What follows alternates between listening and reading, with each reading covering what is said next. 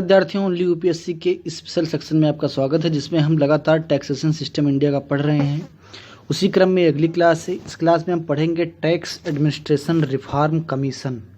ये क्या है, इसके बारे में पूरी जानकारी हम इस क्लास में पढ़ने वाले हैं। ठीक है, तो आइए शुरू करते हैं हम अपनी अगली क्लास। ठीक है, तो टैक्स एडमिनिस्ट्रेशन रिफॉर्म कमीशन, अगर हिंदी में इसे कहें तो कर और एडमिनिस्ट्रेशन का मतलब होता है प्रशासन, और रिफॉर्म का मतलब होता है सुधार, और कमीशन का मतलब होता है आयोग। ठीक है, तो अगर कोई टैक्स से संबंधित प्रशासनिक सुधार आयोग इसको कह सकते हैं। ठीक है, अगर हिंदी में आप कहना चाहें तो।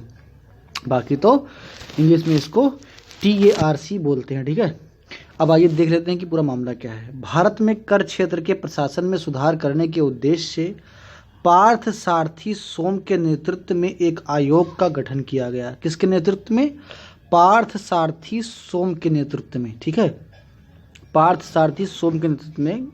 इसको आप याद रखेंगे कि किसके नेतृत्व में कमेटी ये गठित की गई थी, इससे सवाल बन सकता है। ठीक है, इसे ही कर प्रशासन सुधार आयोग या TARC कहा गया। 2013 में गठित इस आयोग ने कर क्षेत्र से संबंधित प्रशासनिक सुधार के उद्देश्य से कुछ क्रांतिकारी प्रस्ताव प्रस्तुत किए। ठीक है, कर सुधार से संबंधित जो है इसने कई प्रस्ताव दिए जो कि काफ़ी अच्छे प्रस्ताव माने जाते हैं। वर्तमान में कर व्यवस्था वित्त मंत्रालय के अंतर्गत आता है। अब यहाँ पर आपको एक चीज़ याद रखना है कि जितने भी सवाल यूपीएससी पूछती है उसमें नोडल मंत्रालय जरूर पूछती है।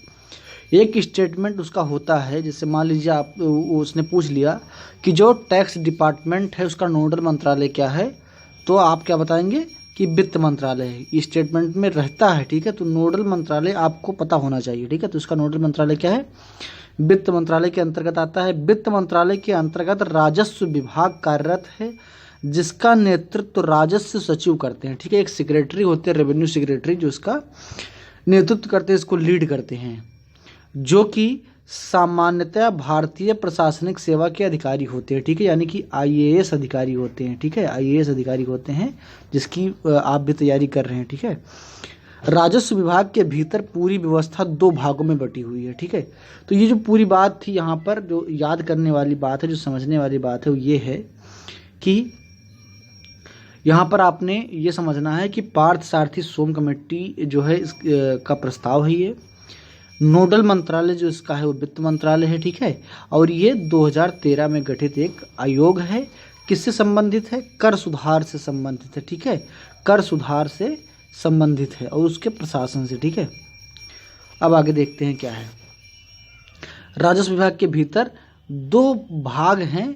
पहला है CBDT और दूसरा है CBEC।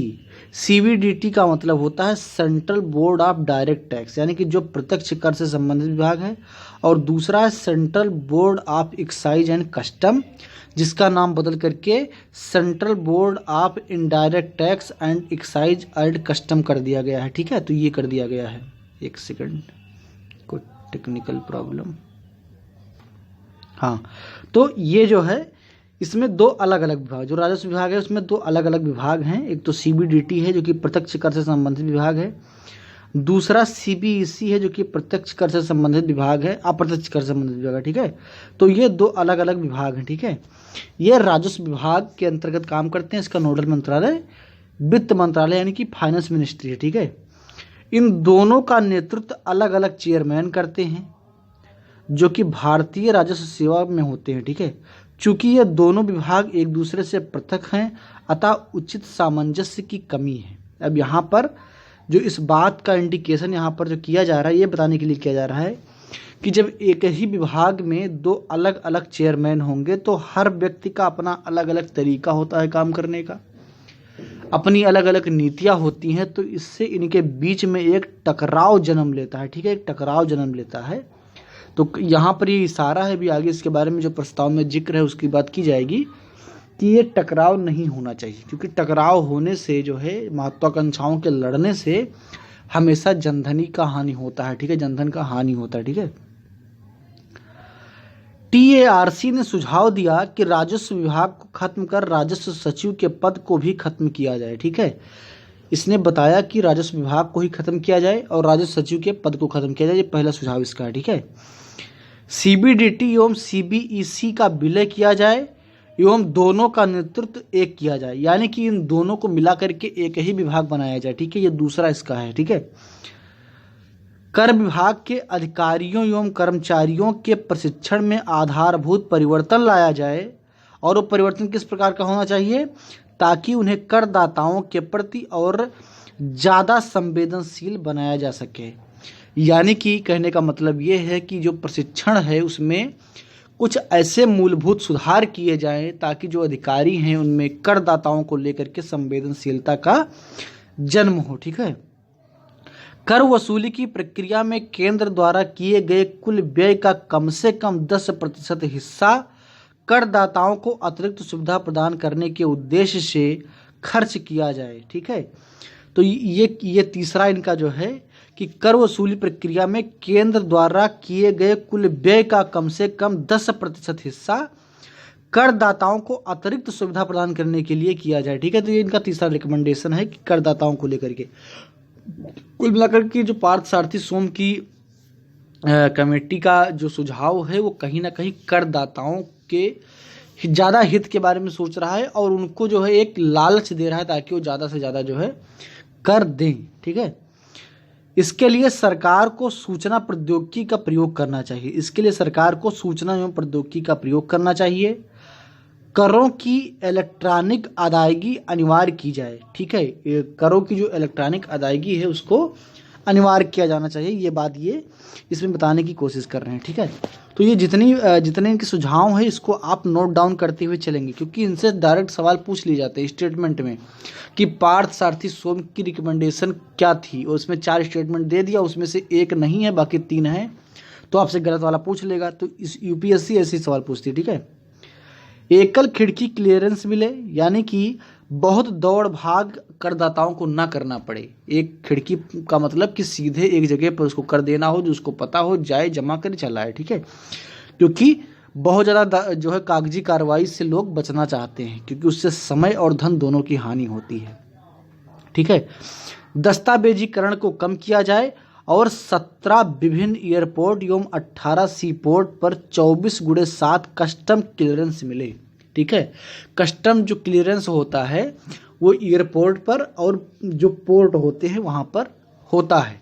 तो कहने का मतलब है कि 24 घंटे और 7 दिन, यानी कि पूरे हफ्ते 24 घंटे उसकी क्लियरेंस दी जाए, ताकि आसानी से जो है जो करदाता हैं वो आसानी से कर दे सकें। ठीक है, इस समिति ने यह भी सुझाव दिया कि कर कानून जैसे कि गार, यानी कि जिसको आपने पहले क्लास में पढ़ा कि भूतलक्षी तौर पर लागू ना किया जाए। ठीक है, तो वहाँ पर भी जो आपने जब गार पढ़ रहे थे तो वहाँ पर पार्थसारथी सोम कमेटी की रिपोर्ट के बारे में वहाँ पर भी जिक्र हुआ था। पार्थसारथी सोम की रिपोर्ट ने ही कहा था कि गार को भूतलक्षी तरीके से लागू ना किया जाए, उसको बाद में लागू किया जाए। इससे जो निवेशक हैं उनके जो है और जो करदाता हैं उनके मन में क्या होगा, एक सकारात्मक भाव आएगा सरकार को लेकर के, और इससे जो इन्वेस्टमेंट है उसको फायदा मिलेगा। ठीक है, तो ये पार्थसारथी सोम कमेटी की पूरी रिपोर्ट थी। ये जो बात है TARC, इसको आपने पढ़ लिया, टैक्स एडमिनिस्ट्रेशन रिफॉर्म कमीशन। तो इसमें जो 2-3 चीज़ें हैं कि सबसे पहली चीज़ क्या थी कि ये इस कमेटी की इस कमेटी को चलाया किसने, पार्थसारथी सोम की जो है नेतृत्व में कमेटी चली। इसका काम क्या था, कर प्रशासन सुधार जो है इसका काम था, इस पर इसको अपनी रिपोर्ट देनी थी। 2013 में आई ये, नोडल मंत्रालय इसका वित्त मंत्रालय है।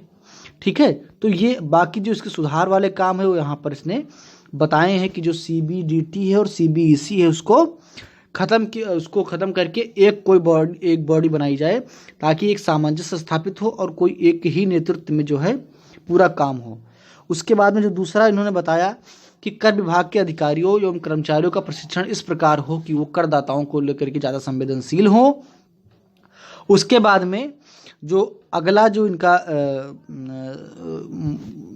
रिकमेंडेशन है वो ये है कि कर वसूली की प्रक्रिया में केंद्र द्वारा किए गए कुल व्यय का कम से कम 10% हिस्सा इन करदाताओं के ऊपर इनकी सुविधा के लिए खर्च करना चाहिए। ठीक है, उसके बाद में अगला सुझाव इनका है कि कर को इलेक्ट्रॉनिक करना चाहिए और सूचना प्रौद्योगिकी का प्रयोग करके इसको ज़्यादा से ज़्यादा जो है ऑनलाइन प्रक्रिया इसमें करनी चाहिए। ठीक है, जो इनका अगला सुझाव है वो है एकल खिड़की क्लियरेंस। ठीक है, यानी कि एक ही जगह पर पूरा क्लियरेंस मिल जाए, इनको बार बार बहुत ज़्यादा दस्तावेजीकरण में ना फंसना पड़े।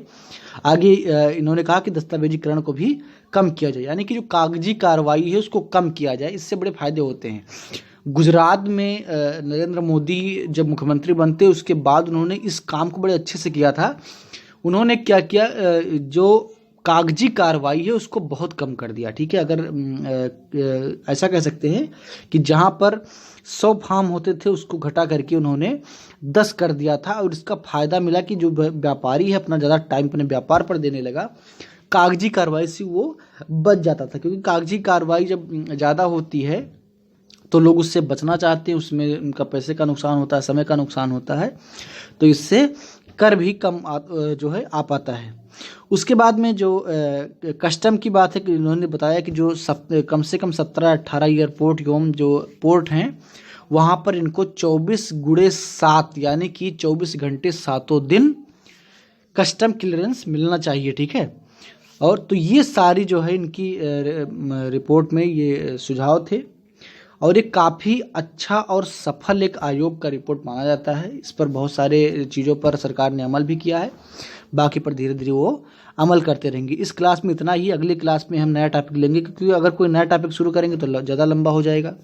जैसा कि आप देख रहे हैं कि इस लॉकडाउन में चूँकि क्लास रिकॉर्डिंग उस तरीके से बोर्ड पर नहीं हो पा रही है, तो इस फॉर्म में आपको क्लास करना पड़ रहा है। बहुत लंबा क्लास नहीं हो सकता है, नहीं तो आप तक पहुँच ही नहीं पाएगा। तो क्लास को लाइक कीजिए, शेयर कीजिए और अपनी राय कमेंट बॉक्स में ज़रूर दीजिए। धन्यवाद।